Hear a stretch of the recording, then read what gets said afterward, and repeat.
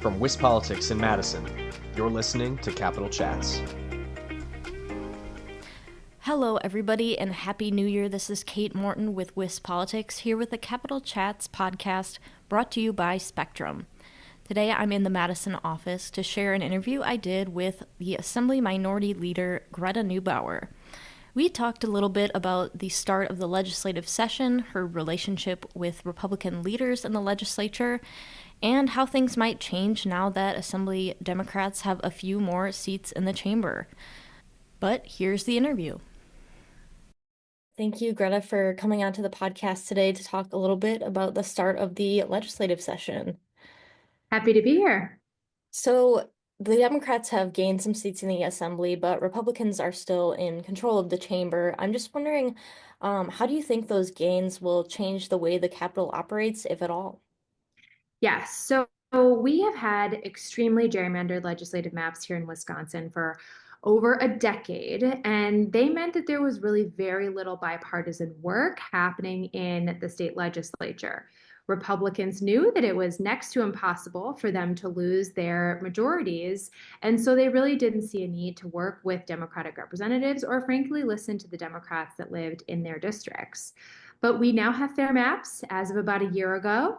And I think, are really going to change the dynamics in the state legislature. We already saw a significant impact during the campaign season. We picked up 10 seats in the state assembly. Senate Democrats picked up 4. The numbers are closer, and we just have a lot of people who are now in competitive districts, Democrats and Republicans, who are going to be looking over both shoulders and recognizing that they've got to go back and explain their votes to their constituents, and that those people will have a choice as to whether or not to reelect them in 2 years. And so I do think that's going to change things around here. It's still early, of course. We were sworn in just a few days ago, but I do think that those members in competitive districts are going to act a little differently than they have in the past because their districts are different. Yeah, what about your relationship with Republican leaders? What has your conversations been like with Speaker Voss? Does he seem more willing to, compromise on any specific issues? I know the session just started, as you mentioned, but Yeah, I'm sure Speaker Voss would like things to continue as they have in the past, but I just don't think that's going to be an option for them because I think that their members who are in those closer districts are going to want to go home to their constituents and say they did something about education funding. We've got district after district, right, raising their own property taxes in order to fund education while we sit on a several $billion surplus. And the people of Wisconsin just want us to do more. And they want us to work together. They actually don't really care which party came up with the idea. What they want is elected officials who care about what they're going through and who are responsive. And so I do hope that that is going to continue to shift the culture. It really remains to be seen how that's going to look as we're really just getting started. yeah, definitely. So I did want to ask, there's a lot of different issues that the state can be tackling, but are there any specific big priorities that you want to make sure get done this session? Any areas in particular? Yeah, so I would say our caucus, the Assembly Democrats, really have 2 things at the top of our list. That's addressing costs for working families. We know that there are many people across the state who are feeling a squeeze with recent inflation, and they're particularly feeling that in the areas of housing, childcare, groceries, prescription drugs. There are things that we need to see happen at the federal government, but there are also quite a few things we can do here in Madison. And we know that there's going to be a cliff for the childcare industry that will only increase prices and reduce availability if we don't make investments in the coming budget. So we hope that there's going to be bipartisan agreement about working on those issues because, frankly, we were just all out campaigning and talking to many of the same voters on their doors who are sharing these concerns with candidates running in both parties. And then our other top priority is education. As I said, we've got district after district going to referendum, mine included in Racine County this spring. record number of referendums, it should not be falling on the people of this state to clean up the messes of the state legislature. We just have not been keeping up our end of the bargain in terms of funding our schools and giving every kid a great opportunity, making sure our schools are safe, helping with job and career readiness. There's a lot of work to do there, and I am hoping that we are going to have a really strong year for education and make some really significant investments in this budget. Yeah, as you mentioned, education, as you know, Speaker Voss has really tried to shut down the possibility of a significant funding and increase for education. He said if Governor Evers' veto of with the per pupil aid increase stands, he doesn't see doing much more for education. I guess what's your response to that, and how do you see surmounting that obstacle potentially?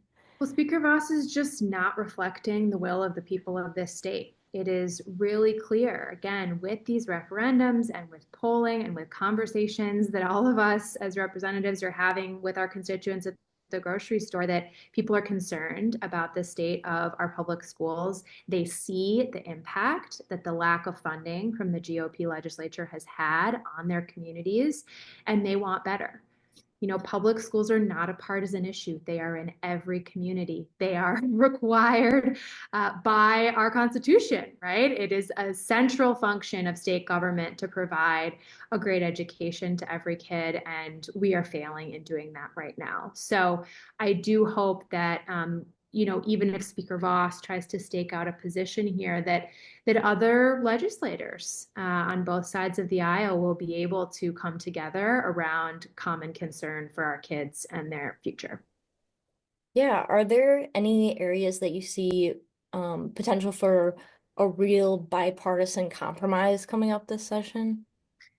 I would note a couple of areas where we stalled at the end of the last session. PFAS contamination, right? This impacts many districts across the state. The more we test, the more we find it. And we know that the health impacts of this water contamination are really significant. And so I do hope that we are able to get some money out there for remediation and for cleanup. It is really wrong that communities across the state are continuing to struggle with cleanup of PFAS. We also continue to see hospitals struggle, particularly in rural areas, Western Wisconsin, but in urban areas as well. I hope that we are able to have a real conversation about how we're increasing healthcare access and making sure that people are able to get the care that they need in every part of the state of Wisconsin.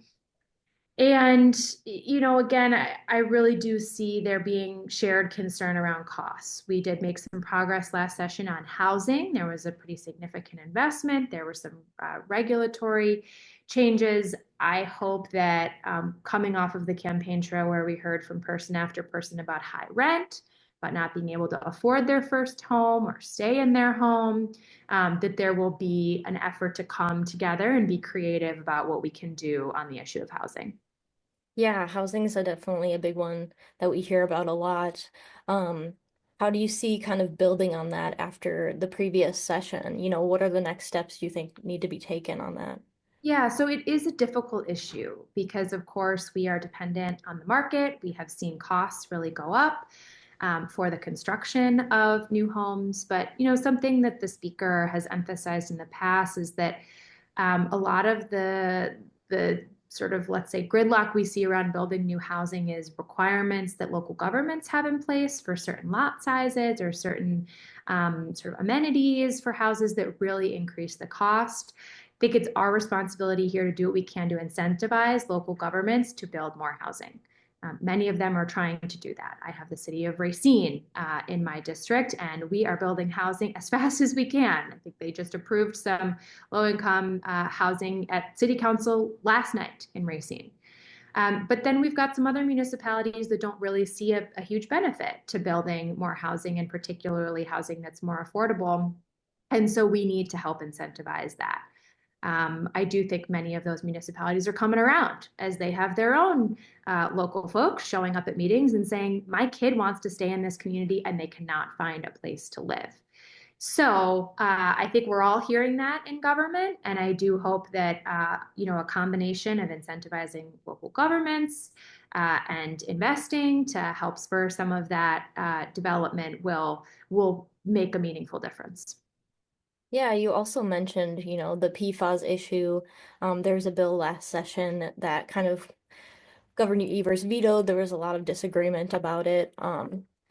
I'm just wondering, what do you think it would take to get a breakthrough on that issue? Mhm. The real sort of crux of the conflict here between the parties on the PFAS bill is, do we hold polluters responsible? And it's pretty clear that the people of Wisconsin believe that people who cause this contamination, in many cases very large corporations, should have some responsibility and some role in cleaning that up. And that is Democrats' position. We, of course, really want to get this money out, and we think it's really wrong that the money has been held up because Republicans are so keen to avoid this accountability. The conversations will continue. We're certainly open to trying to find a middle ground here that gets this money out, but that can't mean that we continue to let polluters off the hook. Yeah, well, thank you for joining the podcast. I guess before we wrap it up, is there anything you want to add about your thoughts on the upcoming session? Yeah, we're just excited to be back and have new dynamics in the legislature that I really hope will mean that this body is more responsive to the people of this state, that we are able to take up popular policy that has long been ignored. We have 23 new representatives in the Assembly Democratic Caucus. That's a majority of the caucus that is new. And they just bring with them an incredible depth of personal and professional experience. These folks are crisscrossing the state, right? Every border. And they are extremely dedicated. This is the future of the Democratic Party reflected in our new members. And then with our continuing members, we have great experience in terms of legislative work and their experience on committees and working on the state budget and in policy issues in a really deep way. And so we're just thrilled with the folks who make up the Assembly Democratic Caucus. It's 45 and growing. And we are ready to get to work for the people of Wisconsin and deliver on the promises that we have made. Okay, well, thank you so much again for joining the podcast. Appreciate it, Kate. Good to see you. All right, everyone, thank you so much for tuning in to the interview this week with Greta Neubauer. If you want to read more about the start of the legislative session, you can head to our website at wispolitics.com. But for now, I'm Kate Morton. You're listening to WIS Politics Capital Chats podcast, brought to you by Spectrum.